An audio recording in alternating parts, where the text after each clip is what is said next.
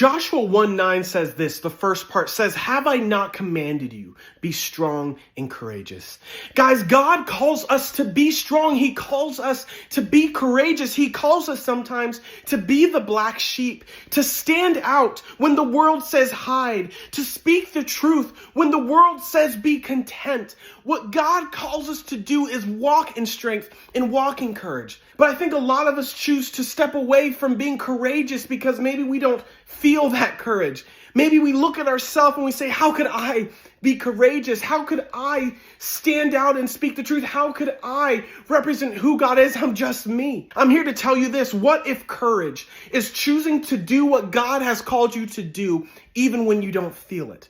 What if courage is best shown when you don't have the feelings to support it? Look, I'm not saying that when you start walking in courage that you're not going to have feelings to support that courage, because sometimes you will. But sometimes those feelings will tell you that you don't have courage. And I'm trying to tell you, you shouldn't let that stop you from pursuing what God has called you to do. You shouldn't let that stop you from walking in courage, because when we are weak, God is strong. In fact, that's what it says at the end of Joshua 1:9. It says, "Do not be afraid, do not be discouraged, for the Lord your God will go with you wherever you go." When we choose to step into that courage and walk in it, lives will be changed. Our life will be changed. So I'm here to encourage you today. Maybe God has called you to do something amazing. You don't feel like you have that courage. I'm here to tell you, do it anyway. When you can step into courage, you can put aside the flesh and say, I don't care what I feel right now. All I care about is what God has called me to do. And even if I don't feel like I have courage, I know God says I do have it.